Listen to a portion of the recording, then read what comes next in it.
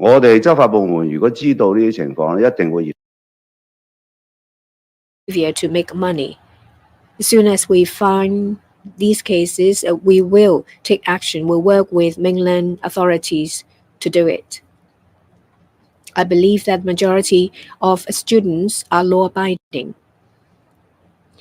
Hong Kong universities themselves need to enhance and strengthen their systems in verification of academic qualifications from applications.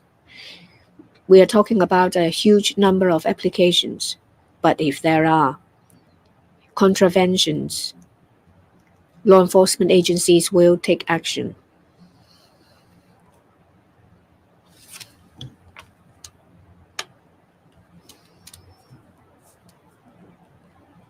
Hong Kong is very attractive in terms of our tertiary education, especially for our Belt and Road countries and Middle Eastern countries. So Hong Kong has the condition to become an international education hub. We have scholarships in place. We'll all work together. The government will promote. We will combat illegal activities. I see that universities have strengthened their vetting process. They have identified some dodgy cases as well. Your question about illegal activities of taxis, we have introduced the demerit system for taxis. If a taxi driver breaks the law, if they have been deducted 15 points, there will be a suspension of their license for 6 months. The law has come into effect. Actions have been taken. We announce results, so there is a deterrence effect. So far, 4 taxi drivers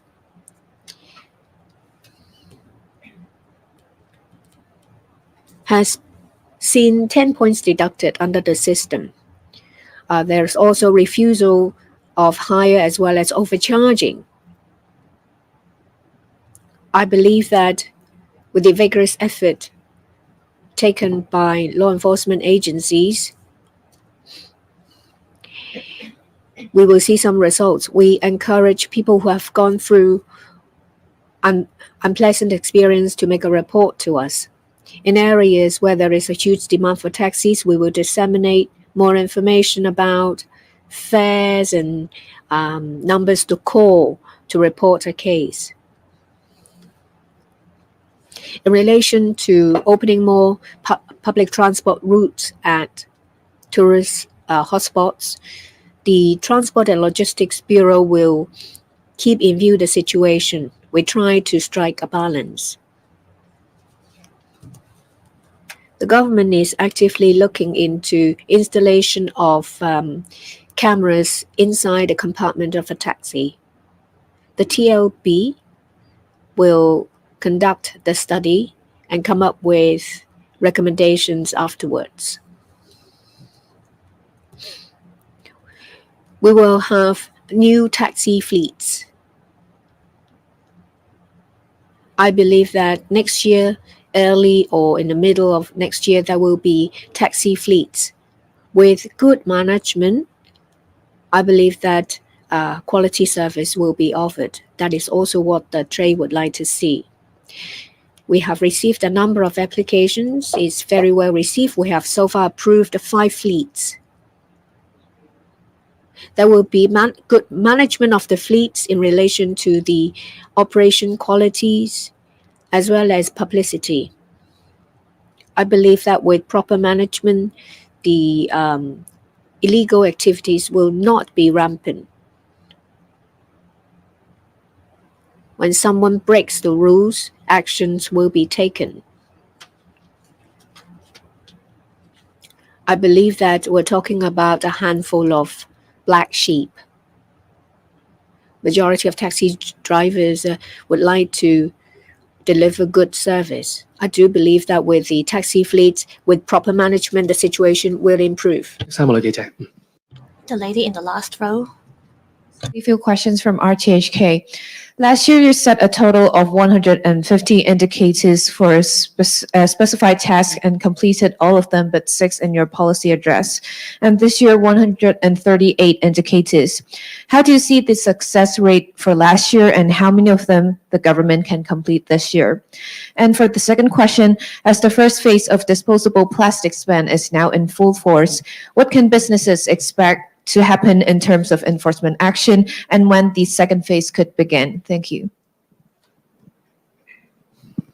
Well, I set indicator for the purpose of, first of all, ensuring that the result-oriented culture will be fully established and practiced in the government.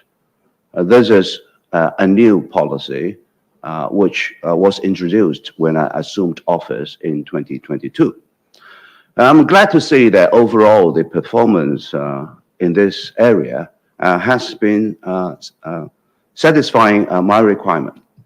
Last year, there were 6 items in which they did not meet the original target time, but there are reasons which I think I can accept, because the purpose of setting all these indicators is to ensure that we produce the result we want, and also if there are situations where we can produce even better result and some time may be taken to ensure that, I think that is a reasonable thing to do.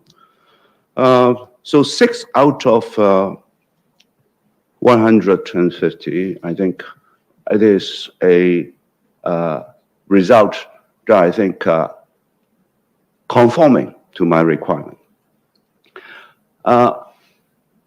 One more important thing of setting all these indicators is, indicators are means, right? Indicators are not themselves an end. So we must see how these indicators will work for us. What is important other than the number that I have indicated to you, i.e. that over 140 targets have been met satisfactorily, it is also important to look for other indicators which come out very objectively. And these are international indicators. As I have mentioned in my policy address, all these results, the purpose is to check whether the policy directives have been correctly set. Because I believe if I set the policy directives in the right direction, then I will reach my goal eventually, which will mean overall good for Hong Kong. I'm glad to see that in this almost 2.5 years governance, and also the new measures that we have introduced, the position of Hong Kong as an international financial center has increased 1 position. So we have come back to number 3, as the top number 3 as an international financial center. So the measures we have taken are bringing results. And also in regard to talents, the positions of competitiveness has actually increased 7 positions. And we have become within the top 10 in regard to talent attraction. And also overall competitiveness internationally, we have moved up to 2 positions. So we are the 5th competitive economy. So we have the indicators I have set in the policy address, which are used to check whether the policy directions are set rightly, and also we do produce a result-oriented government. And if there are things that we can do even better after the first indicators were set, and then we proceed in that direction, then I think it is the results that I want, because I want to repeat again, indicators are means to ensure that we achieve the end result we want. And internationally, I think also these very objective indicators have shown that the policy directives have been set in the right direction, and thanks to the efforts of the government, and also I think a community as a whole, we have actually produced good results and good success in some very important areas. And regarding this plastic-free culture we want to build, we have already finished the first phase, which was the 6-month adaptation period for the first phase of plastic products to be, first of all, no longer be provided and also not to be offered for sale. I think these 6-month adaptation period has gone on smoothly. Generally, I think the culture has been built. But of course, if after this adaptation period, there are still occasions where the requirements have not been followed, we will take enforcement action. But I think it is important to know that changing culture in this area takes really quite some time. So my policy is, while we need to have punishment, but mainly I want this behavioral change as one that will be taken aboard by the majority of the people. So it's not punitive, heavy, rather it is both through allowing people to change behavior. So the community have more or less accepted this plastic-free culture.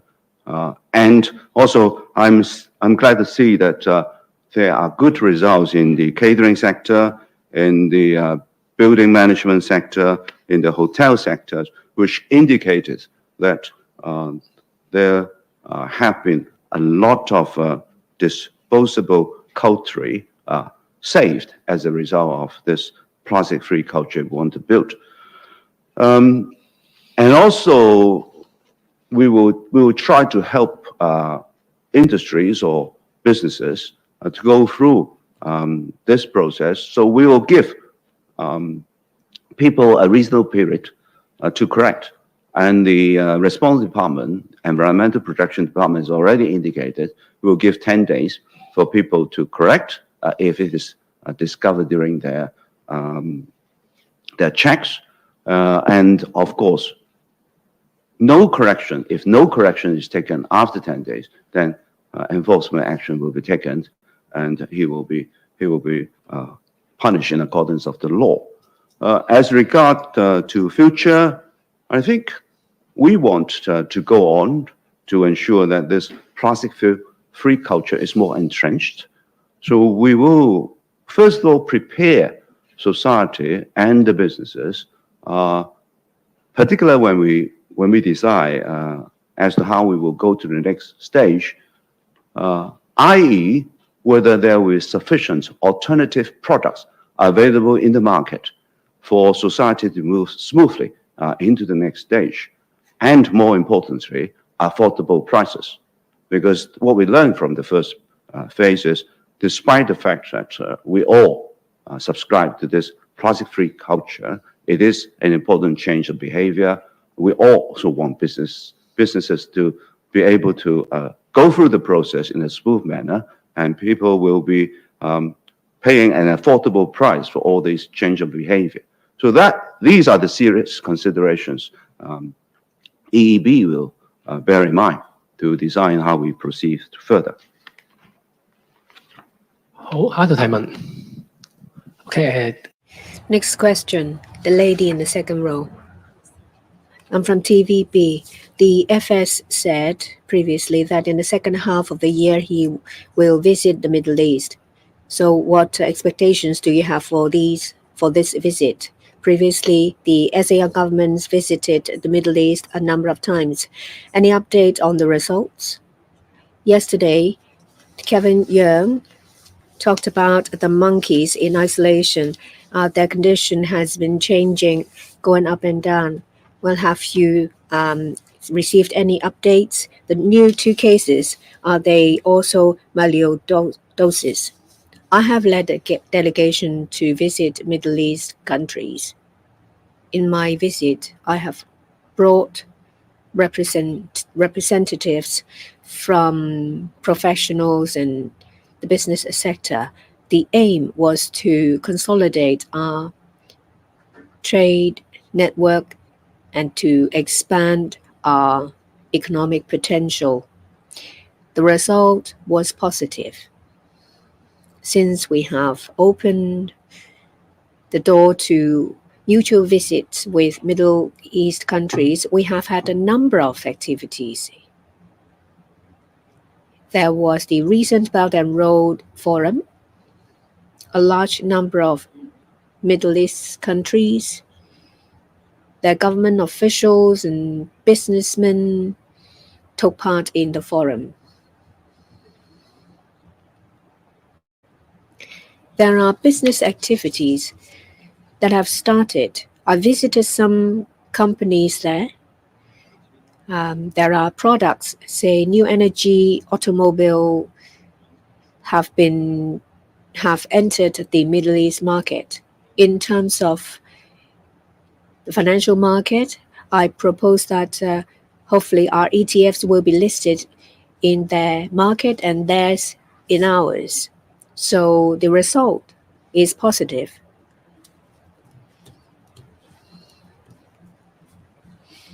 Promotion of bilateral exchange and frequent government visits will bring about closer relationship. We have seen some positive results, some in tourism, some relating to the hotel industry. Contracts have been signed. These contracts are in relation to cooperation. We don't just promote ourselves in the Middle East. We also do it in Belt and Road countries. I visited ASEAN. We want to enhance our liaison and relationship with ASEAN. So we help some countries, say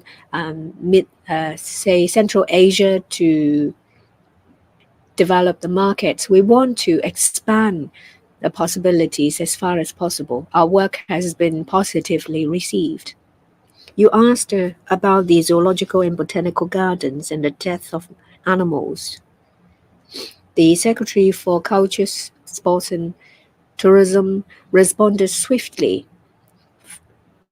In the first instance, the problem was contained to stop it from spreading.